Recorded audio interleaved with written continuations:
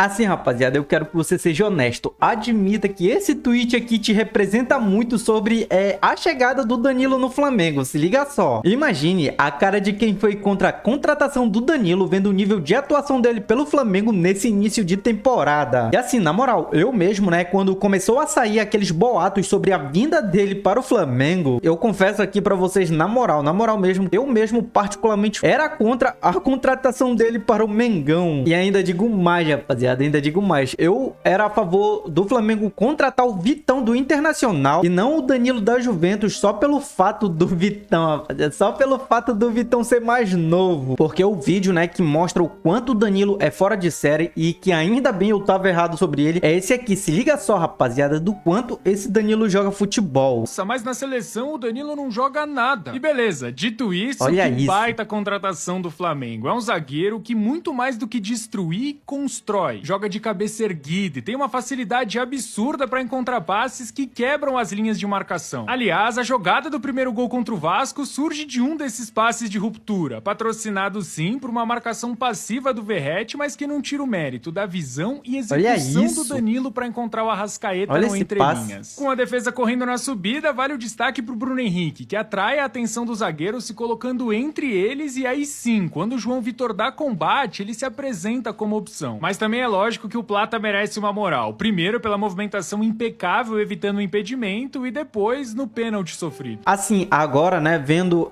o Danilo jogando esse futebol absurdo pelo Mengão, a gente vê e pode dar os créditos ao Felipe Luiz, que sempre ele tava certo em optar pelo Danilo ao invés do Fabrício Bruno no Flamengo. Porque, vamos ser sinceros, né, em termos de marcação, a gente nunca teve, pelo menos eu, nunca tive do que reclamar do Fabrício Bruno. Eu mesmo, particularmente, gostava muito do Fabrício Bruno no Flamengo, mas assim, só por essas primeiras partidas aí, claro que é no Carioca, né, mas só assistindo essas primeiras partidas do Danilo, a gente vê, rapaziada, o quão absurda a diferença da gente ter na zaga o Danilo jogando ali com o Léo Ortiz, com o Léo Pereira, com o Fabrício Bruno jogando aí com esses dois mesmos zagueiros, e assim, tendo como dupla, né, aí o Léo Pereira jogando esse futebol absurdo e o Léo Ortiz sendo praticamente, na minha opinião, o melhor zagueiro disparado do Brasil, já tá tendo essa discussão aqui de quem vai ter que sair do time titular para dar vaga para o Danilo. Se liga só. Léo Pereira, Léo Ortiz, qual dos dois pode perder a vaga, Baiano? Eu acho que o Ortiz hoje está muito bem. O Ortiz hoje, sem dúvida nenhuma, é um dos melhores zagueiros que nós temos no futebol brasileiro. Eu acho muito difícil ele sair do time.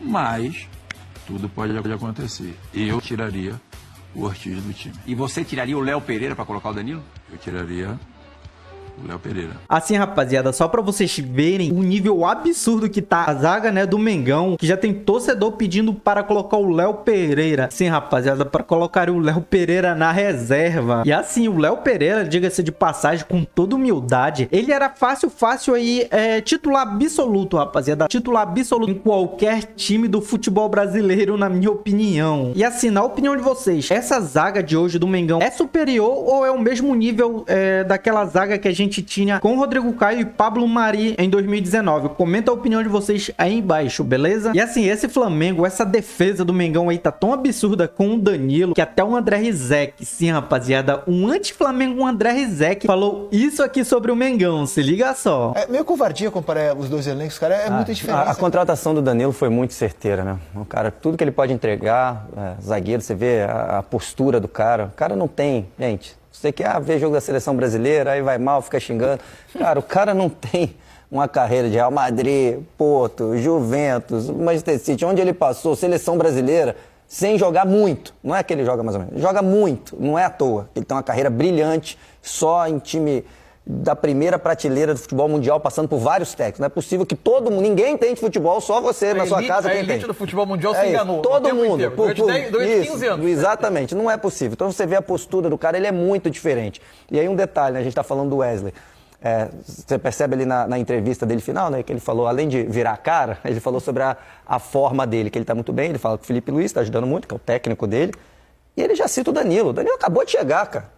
Tem jogador que chega, às vezes o cara não deu tempo nem de conversar. Você vê a influência de um cara desse tamanho. Ele já está sendo, assim, agradecido pelo Wesley numa entrevista, porque o cara entende disso. É um cara que quem está ali do lado escuta. Você vê no jogo o tempo todo, ele está aqui falando, sobe você, vem aqui. Ele fala pro Léo Ortiz, que entra o Léo Ortiz no segundo tempo. O Léo Ortiz sempre é acostumado a sair com a bola. Vai que eu que estou saindo com a bola, não precisa você ter o peso o tempo todo de sair com a bola. Muita então é um cara muito grande, é uma contratação muito... Assim, rapaziada, eu mesmo particularmente nunca gostei muito não do futebol do Danilo, principalmente na seleção brasileira, porque pra mim, minha preferência por lateral sempre era lateral que apoiasse na linha de fundo, como no caso do Wesley. E o Danilo aí se adaptando e jogando melhor na zaga do que na própria lateral direita, só traz benefícios tanto para o Flamengo, quanto para o Wesley, quanto até para nós mesmo, torcedor do Mengão. Porque meu medo, né, é que ele chegasse no Flamengo, porque pra mim, logo de primeira impressão, eu pensei que o Danilo ia chegar no Flamengo pra brigar meio ali com vaga na lateral direita com o Wesley. E assim, né, mesmo o Danilo jogando esse futebol absurdo, eu não tenho dúvidas aí, se o Felipe Luiz coloca ele pra concorrer na lateral direita com o Wesley, eu não tenho dúvida, rapaziada, que ele ia comer banco, porque o Wesley, na minha humilde opinião, é disparado,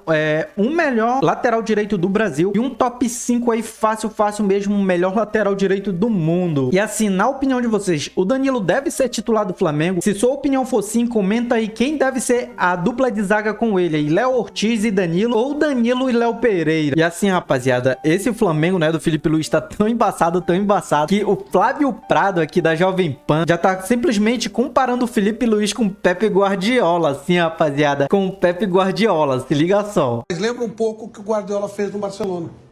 Ele pegou o melhor time da Espanha e transformou num mega time. Já quando o Guardiola pega, o Guardiola veio da base, a história é muito parecida. Veio da base, igual o Felipe Luiz, ele pega o time e já era um baita time. Não é que ele pegou... Mas já era um time multicampeão quando ele pegou ou não? Eles já estavam ganhando tudo ou não? Tudo, acho mais que... ou menos. Deu uma Champions 2 anos antes. Né? Mas já era um time bom, era um time respeitado. Mas ele transforma numa coisa extraordinária. 2008, aquela revolução no futebol mundial, aquela coisa toda. E sem querer comparar Felipe Luiz com o Guardiola. Isso é besteira. E ele pegou depois da saída do Ronaldinho, né? O Kaique tá lembrando. Foi. Ele quis tirar. O cara aí ele queria o Messi, né? Eu vou substituir. Ele quis tirar o Ronaldinho, o Deco e o Eto'o. Que foi uma coisa complicada, né? Para convencer o Messi queria imitar o Ronaldinho. Ele falou, não, tem que jogar mais perto do gol. Ele conta isso no livro dele. Ou seja, o Felipe Luiz chega, sai o Gabigol. Que também era o principal nome, né? O ponto todo aí sem querer... Eu só fiz uma citação, porque lembra um pouco a história, né?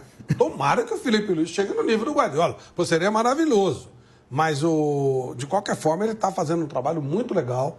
Ele pega um time forte e faz um trabalho muito bacana no começo de carreira, que não é uma coisa simples. Ele está conversando com caras que foram companheiros dele até outro dia.